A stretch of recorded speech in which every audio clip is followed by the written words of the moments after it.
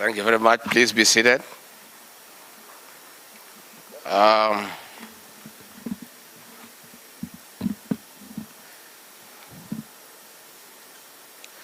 Your Excellencies, the governors and the deputy governors, the development partners, resource persons, and all of those who are here this afternoon, good afternoon. God is good, and all the time. Asante sana. We are still trying to acclimatize to this new situation because if it was a wish of human beings, we would not be here today. But we are here because of the will of God. Many times I sleep, I think this whole thing is a dream, only to wake up in the morning and find that it is indeed true. I'm the Deputy President of the Republic of Kenya. Tunasema Mungu aitwe Mungu. Ladies and gentlemen, it is my great pleasure to be part of this journey that is set to define our collective agenda for the next 5 years. The success brought about by the devolved system of governance is a testimony of how far we have come and how we continue to build strong institutions together as a country. Let me start by congratulating all of you for being elected as governors and deputy governors of your respective counties. Hongera sana. It is indeed a sign that wananchi have faith in the plans you have of improving their lives. As we begin the journey, we as a new administration look forward to partnering with you to uplift the living standards of the people of Kenya. And probably I also join the previous speakers in paying special tribute to our women governors who are elected. Pongezi sana. Even as you are being congratulated, I also want to take part in feeling nice on your success. Because among the 7 governors, I campaigned very hard for 4 of them against my fellow men. So as you bask in the glory, we also are part of that effort. Over the last 10 years, the politics of devolution explained the high intensity of hopes and expectations that have been pinned to it. There are great opportunities and enormous challenges awaiting you and the new administration, which will determine the fate of the country politically and economically for years to come. As the national government will continue to deepen our devolution support strategies while committing to respond to new issues evolving from time to time throughout the implementation process. Distinguished guests, we have all just come out of a very competitive and intense process of an issue-based campaign, as you are all aware, the Kenya Kwanza administration committed to implement a raft of policies that are aimed at addressing the challenges that continue to bedevil the Kenyan people. If fully implemented with your support, our agenda will have far-reaching implications on both the economic and social well-being of our country. The programs under the new administration are expected to accelerate and sustain inclusive growth, create opportunities for productive jobs, and thus reducing poverty and income inequality, therefore providing a better future for all Kenyans. Allow me to add my voice to this gathering by enumerating the following in addition to the Kenya Kwanza policy agenda. To begin with, this administration has every intention of building a healthy and productive nation by providing universal health care and scaling up preventive health measures, including improved nutrition and public health education. To this end, the government aims to provide national health insurance fund coverage for all Kenyans with no exclusions, in the mantra of leaving no one behind. In addition to that, the Kenya Kwanza administration will work with counties on modalities of employing and initiating payment for community health workers who shall form part of the primary health care system. To address the current human resource challenges that continues to affect service delivery, the national government, with your support, aims to embark on employment of 20,000 health care workers, that is doctors, nurses, clinical officers, laboratory technologists, physiotherapists, among other cadres, to bridge the gap of the World Health Organization recommendations of 23 healthcare providers to a population of 10,000.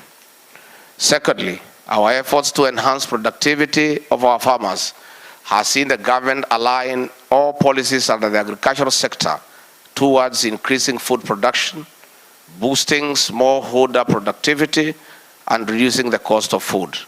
Overall, the strategies of our agricultural transformation and inclusive growth target to reduce the cost of food, reduce the number of food insecure Kenyans, reduce chronic malnutrition, increase agriculture contribution to GDP, and create 1,000 production SMEs and 600,000 direct and indirect jobs, and increase the average daily income of our farmers.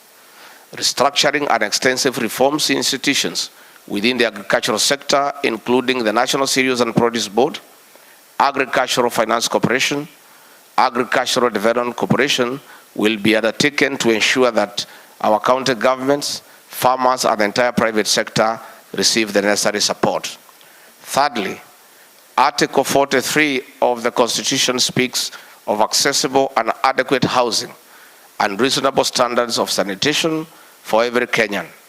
Next to agriculture, we see housing production as a sector that will create quality jobs for 100,000 or so young people that are graduating from TVETs every year directly in the construction sector and indirectly through the production of building products.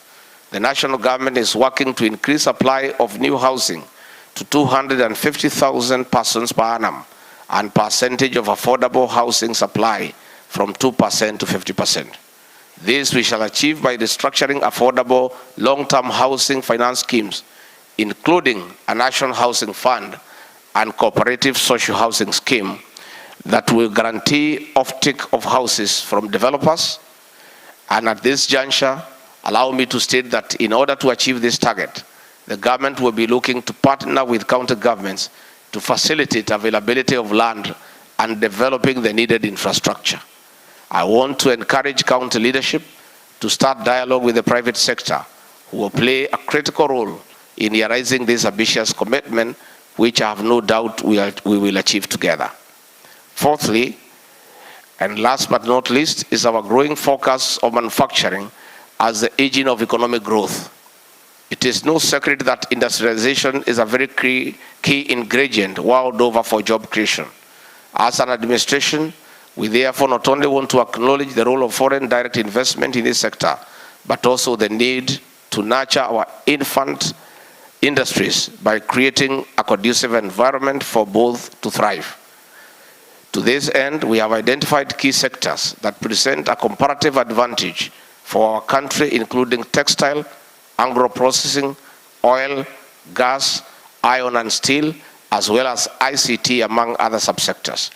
To facilitate the growth of these sectors, the government will embark on infrastructural development, including identification of special economic zones, support of technology incubation, and upgrade of common manufacturing facilities, as well as provision of financial support and credit to micro, small, and medium enterprises throughout the Hustler Fund.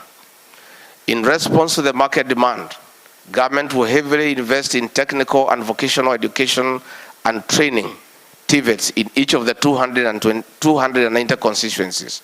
The objective is to enhance the quality of TVET graduates to meet the local industrial needs and become internationally competitive.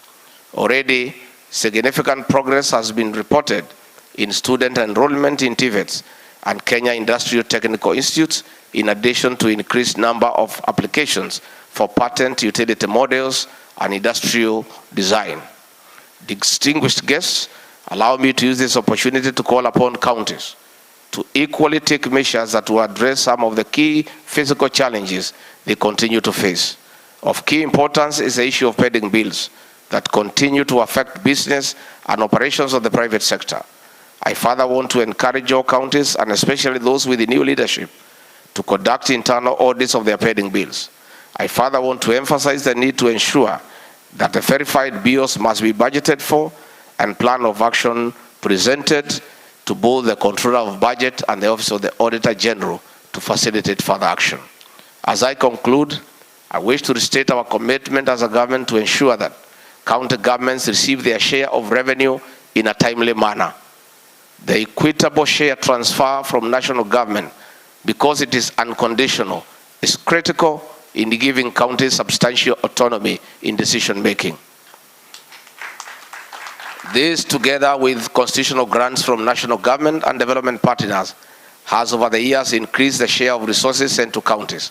I want to acknowledge that there continues to be some good reasons for maintaining conditional grants, including compensating counties for programs that service more than one county, compensating counties for unique cost burdens, ensuring that national priorities are met, and securing funding for critical programs in the local level by rewarding performance.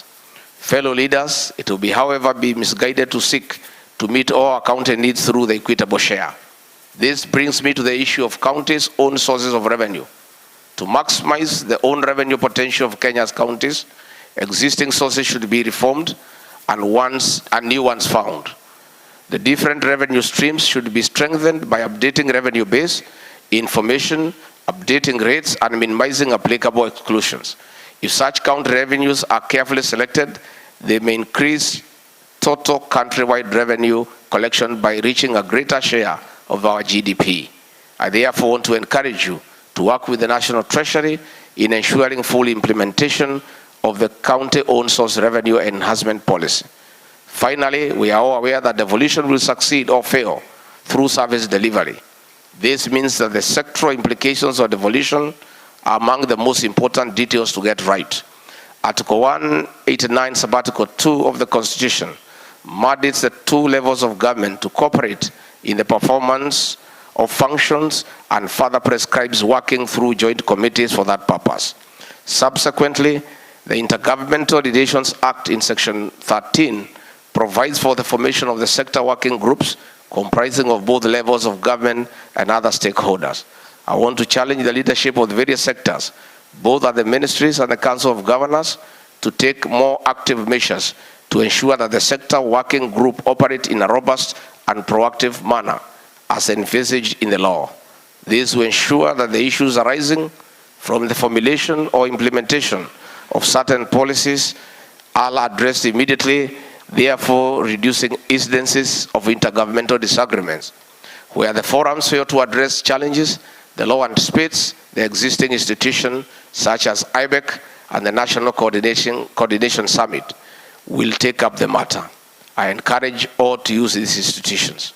Ladies and gentlemen, I want to conclude by once again congratulating each and every one of you for continuing to play your part in the development of our nation.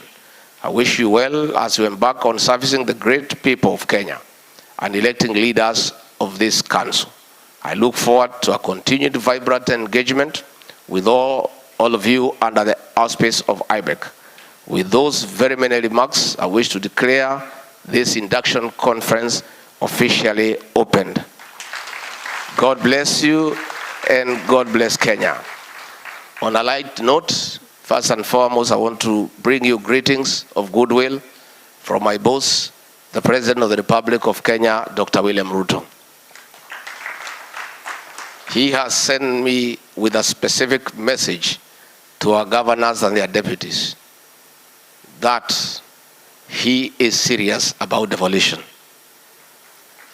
And he has told me that the remarks he made in his inaugural speech were true and genuine, and just like he has started with the judiciary, more things are coming to support devolution. I want to assure you that things are going to be different for you. IBEC will be a serious forum. You know it wasn't serious because there was lack of political goodwill.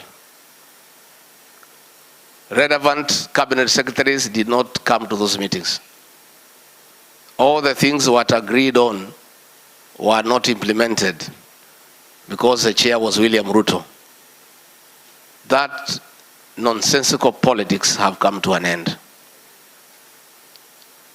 All the IBEC forums all the relevant cabinet secretaries will be present, and they will implement instantly what has been agreed upon. As an elected leader, I want to assure you, the kind of disrespect that was displayed to elected leaders in the last 5 years, including elected governors by national government officials, is a thing of the past.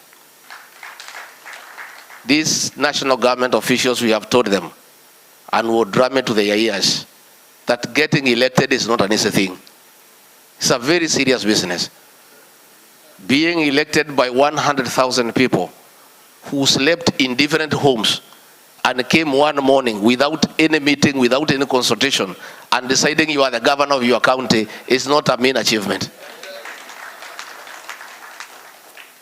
And I want to assure you, once the top leadership has addressed the issue of attitude towards elected governors, that respect will trickle down to the bottom. And you shall see. I'll tell these county commissioners, I'll tell the police commanders that an elected governor is the people's choice. And the people that you are coming to govern have made a decision as to who will govern them. And we'll tell these officials, if you cannot work with an elected governor, the choices are very narrow. A governor cannot go on transfer. He has just to stay there.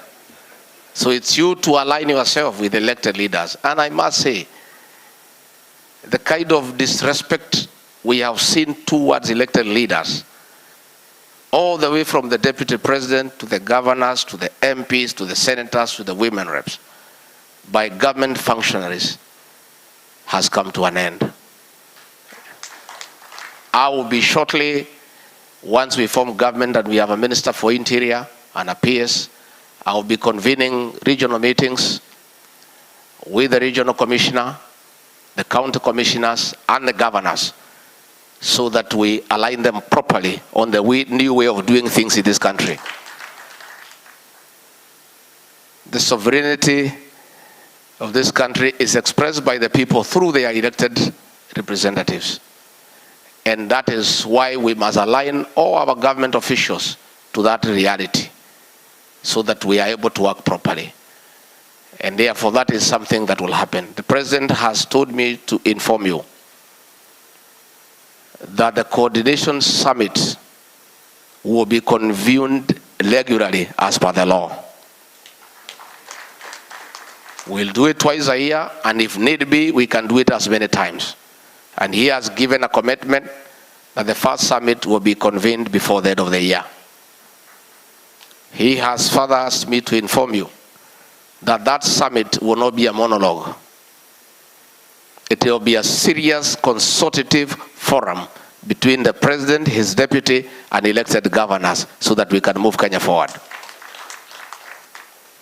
The era of summoning meetings and lecturing elected leaders like children must come to an end. We must allow elected leaders to speak because they speak for the people, and the people are supreme. So those forums, and I have no doubt in my mind, will unlock most of the issues that you have. The issue of delayed disbursements will be addressed. The issue of transferring the remaining functions, followed by resources, will be addressed shortly. We must give true meaning to devolution, because that is what the Constitution says. And indeed, when we have gone round, the people of Kenya are truly happy about devolution. Therefore, I want to invite all of you, please disregard the various political formations that we had. This coalition versus this one. That is water under the bridge. We are all now elected to serve the people of Kenya. Let us work together. Let us work together, and my office is open. And I'll be very proactive in intervening in all situations where you need intervention from the national government officials to make sure that you are able to deliver your mandate to the people who elected you. My office will be available. I will be available personally. And for the few who know me, I'm an easy guy. I'm not complicated. I'm not complicated. I have no hang-ups about these positions. This is all nonsense. This is nothing. What is important is to serve the people and to be available to your fellow elected leaders, irrespective of your position. So please, my office is open. Let's engage. Let's move on.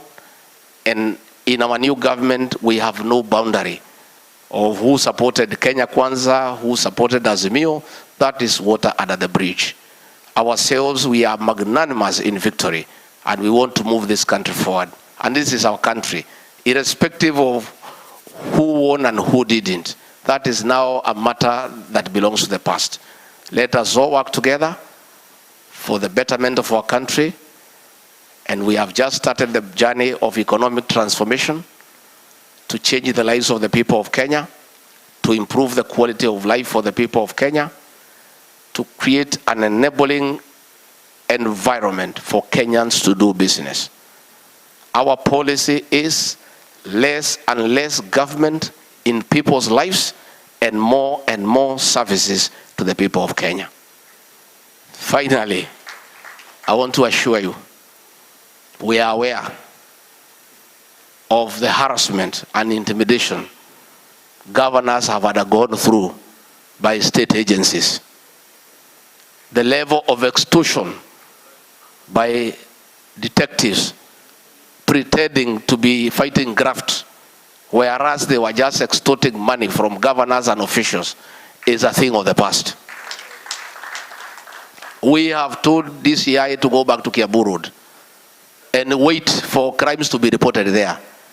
They have no business in government offices, hovering all over and creating a toxic environment for service delivery. We cannot have detectives in government offices because they poison the atmosphere and the environment for civil servants to deliver. So we are going to tell our security officers that they cannot send a junior police officer to go and harass and interrogate an elected governor. If there is an issue that needs to be addressed, as it should be, we are not saying we don't fight graft, but let us be decent people. Let us have respect for elected leaders. Let the head of that particular organization write a letter to the governor himself and not delegate to some junior officers to address a sitting governor, because that is not right. And those are the things that we are going to do to restore the dignity of our leaders, to enable them perform. Because when you embarrass an elected leader in front of his juniors and you go away, how do you expect him to perform the following day? That is what we must do. And I've told them, I was a civil servant for many years. Those days when things were working properly, a gazetted officer could only be interrogated by a gazetted officer.